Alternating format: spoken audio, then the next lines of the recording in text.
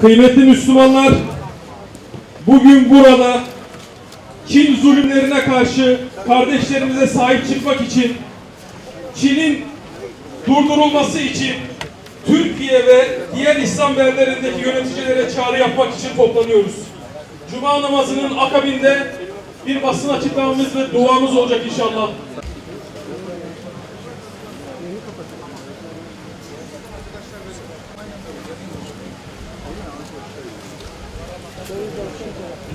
Doğu Türkistanlı kardeşlerimize sahip çıkmak için toplanıyoruz.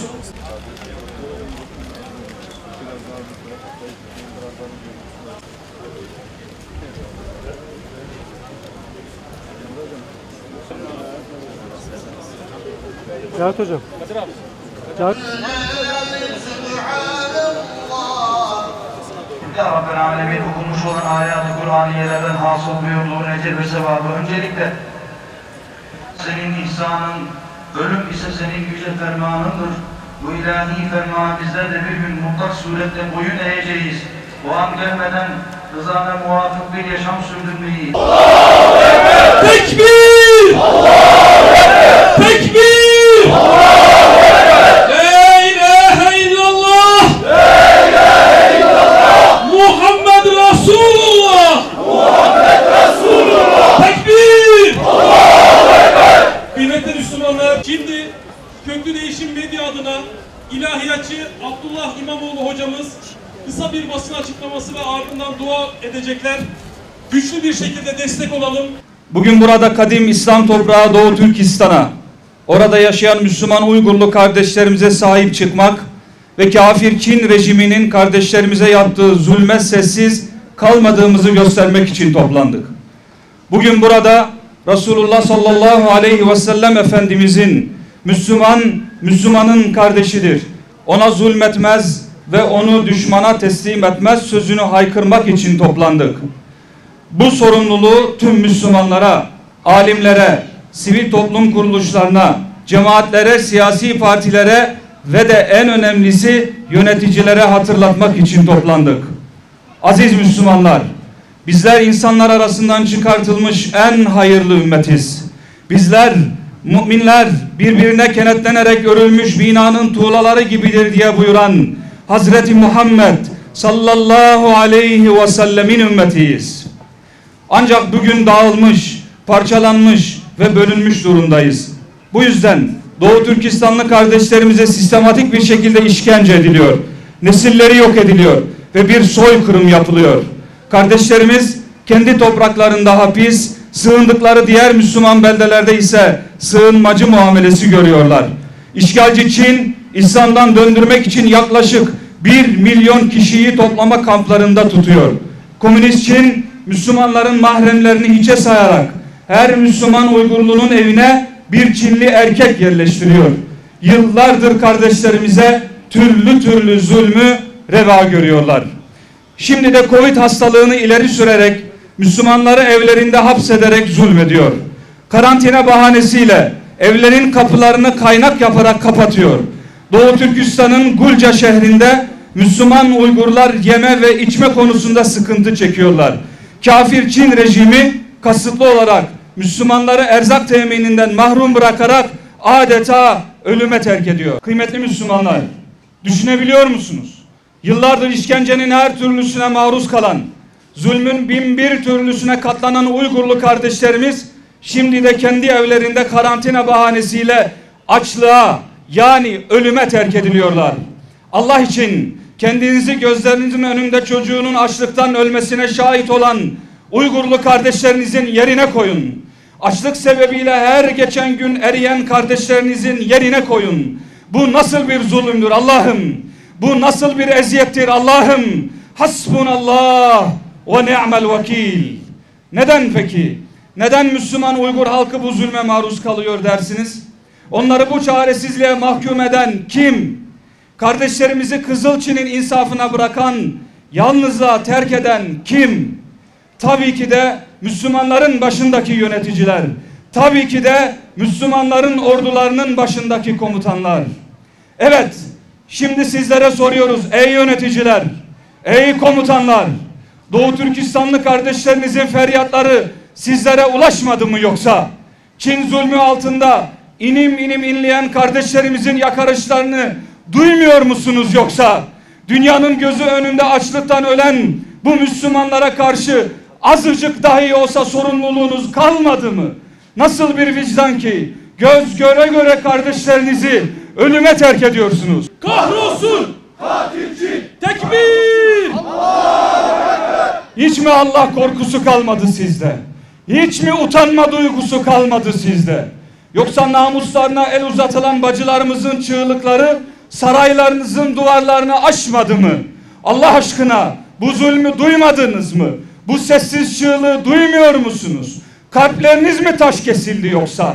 Amerika için savaşmaya hevesli olduğunuz kadar kardeşlerinizin acılarına duyarsızsınız. Bu sorumluluğun hesabını Allah'a vermekten hiç mi korkmuyorsunuz? Yoksa Çin ile yaptığınız ekonomik anlaşmaları bahane ederek Müslümanları reel politiğe kurban mı edeceksiniz? Çin'den aldığınız 3-5 kuruş kredi için Rabbinizin hesabını göz ardı mı edeceksiniz?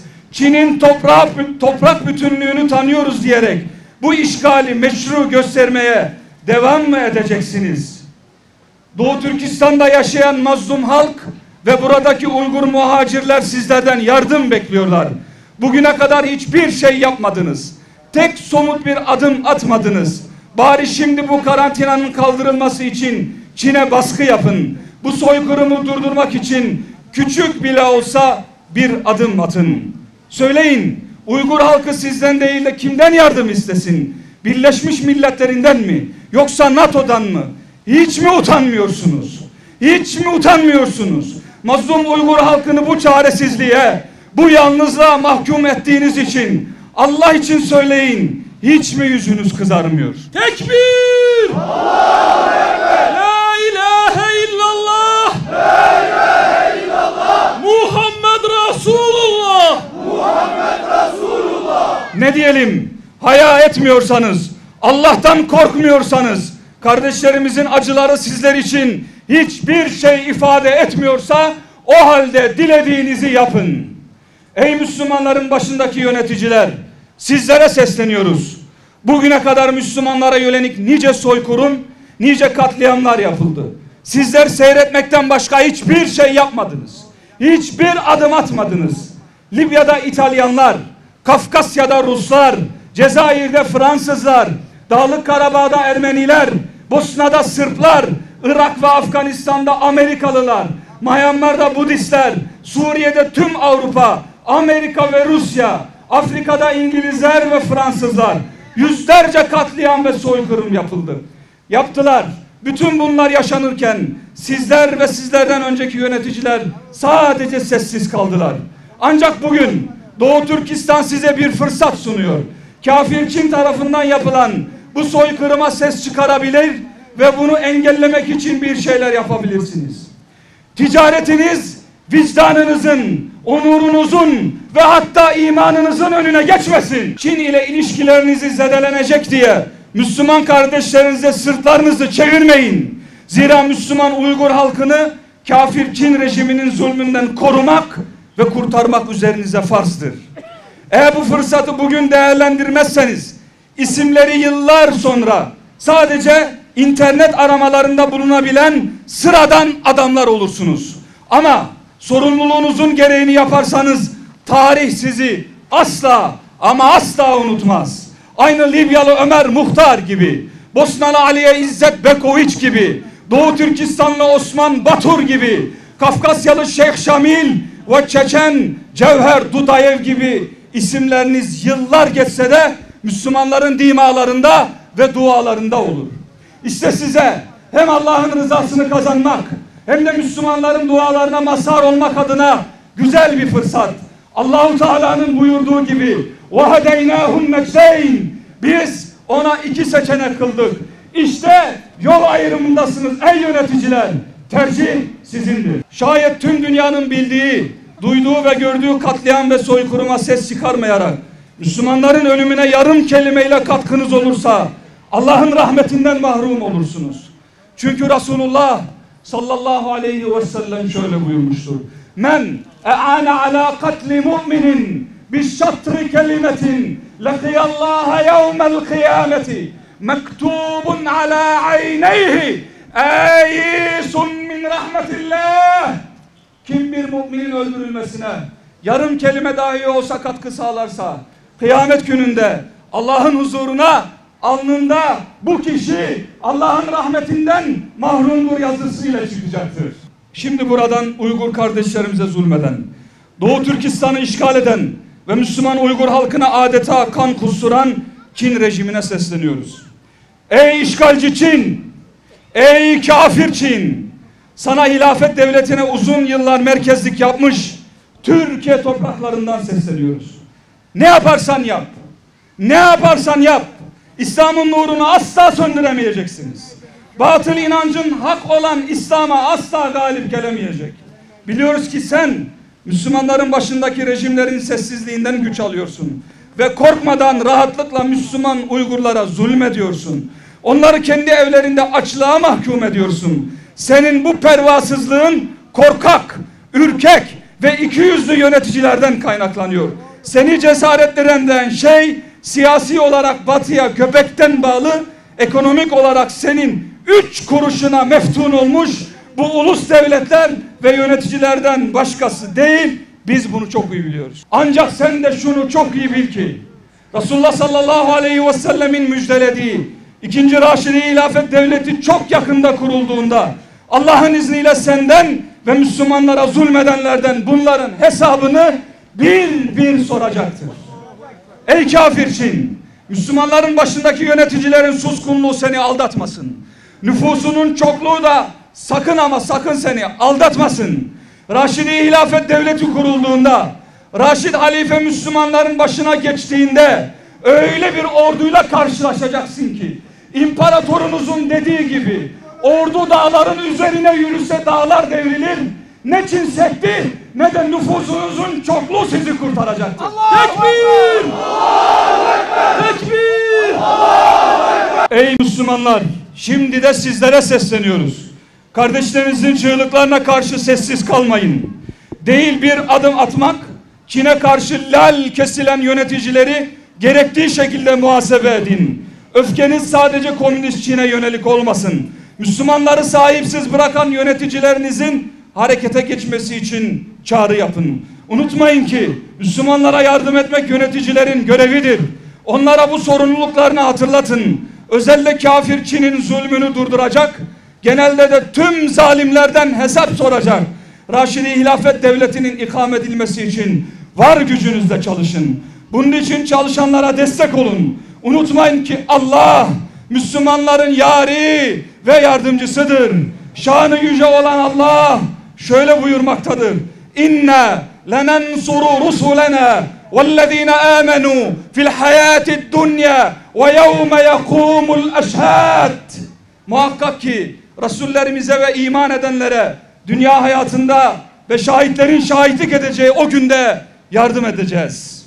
Son olarak buradan Doğu Türkistanlı kardeşlerimize, Müslüman Uygur halkına sesleniyoruz. Kardeşlerim, yapılan bütün zulümler gibi karantina bahanesiyle kafir Çin'in sizi, çocuklarınızı, kardeşlerinizi açlığa mahkum etmesi asla direncinizi kırmasın. Sizi davanızdan vazgeçirmesin. Sizler tüm bu zulümlere rağmen dininize sımsıkı sarılmalı ve davanıza sahip çıkmalısınız. Doğu Türkistan davası millet ve milliyetçilik davası değildir. Doğu Türkistan davası sadece Uygur halkının davası da değildir. Doğu Türkistan davası İslam davasıdır. Bu dava sizin davanızdır. Bu dava bizim davamızdır. O halde bu davayı şanına yakışır şekilde yürütelim. Bu davaya, İslam davasına yardım edecekler İslam gibi pak ve temiz olmalıdır. Bize kafirlerden yardım istemek yaraşmaz, yakışmaz, vallahi yakışmaz. Kafirler çıkarları olmadığı müddetçe ne Doğu Türkistan halkı ile ne de başka Müslüman halklar ile hiçbir şeyini paylaşmazlar. Şunu sakın unutmayalım. Allah'ın emri muhakkak galip gelecektir. Allah iman eden ve salih amel işleyenlere yardım edecektir. Biz Allah'ın dinine yardım edersek Allah bize yardım edecektir. Resul sallallahu aleyhi ve sellem Allah'a yardım etti. Allah da Resulüne yardım etti. Bu muhakkak ki Allah'ın kanunudur. Sünnetullahıdır. Sünnetallahi'lleti kad halet min qabl ve len tecide li sünnetillahi tebdila. Allah'ın öteden beri süre gelen kanunu budur. Allah'ın kanununda asla bir değişiklik bulamazsın. Kardeşlerim, şimdi duaların kabul olacağı bu mübarek saatte, cuma vaktinde ellerimizi semaya kaldırıyor ve Rabbimize niyazda bulunuyoruz. Ya Rabbi, kuvvetimizin azlığını, takatimizin zayıflığını ve zalimlere karşı güçsüzlüğümüzü sana şikayet ediyoruz. Ey merhametlilerin en merhametlisi, ey zayıf düşmüşlerin Rabbi, bizleri kuvvetlendir Allah'ım. Ya Rahmanu ya Allah. Ya Rahmanu ya Allah. Bizler Müslüman kardeşlerimiz için senden yardım diliyoruz. Sen İslam ümmetine yardım eyle ya Rabbi. Ya Rahmanu ya Allah. Doğu Türkistan'daki kardeşlerimize yardım eyle Allah'ım. Suriye, Filistin, Irak, Yemen ve tüm Orta Doğu'daki kardeşlerimize yardım eyle Allah'ım. Ya Kahharu ya Allah. Ya Kahharu ya Allah.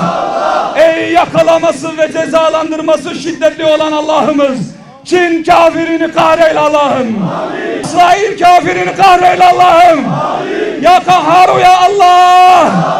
Suriye zalimini kahreyle Allah'ım. Tekbir! Allahu Ekber! Tekbir! Allahu Ekber! Tekbir! Allahu Ekber! Ya Rahmanu ya Allah! Ya Allah! Ya Rahmanu ya Allah! Ya Allah! Bize yardımı ancak senden bekliyoruz ya Rabbi. Hem bu dünyada hem de şahitlerin ayağa kalkacağı günde bizlere yardım eyle Allah'ım. Ya Rahmanu ya Allah! Biz sadece sana tevekkül ediyoruz. Kafirler ordusuna karşı bizlere yardım eyle Allah'ım.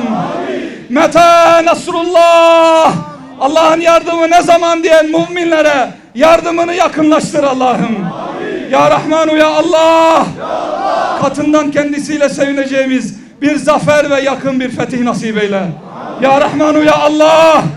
Ümmet olarak mazlum olduk. Sana yalvarıyoruz, dualarımıza icabet eyle Allah'ım. Ya Rahmanu ya Allah. Bizi doğru yola ilettikten sonra kalplerimizi kaydırma Allah'ım. Rabbena ve atina ma vaadtana ala rusulika ve la tuhzina yevmel kıyameh. Bize, peygamberlerine ne vaat ettiysen onu ikram eyle Allah'ım. Allahümme hâdâ dua. Allahümme hâdâ dua. Allahümme hâdâ dua. Ve minkel icâbeh. Subhane rabbika rabbil izzeti amma yasifun. وسلام على المرسلين والحمد لله رب العالمين لله تعالى الفاتحة.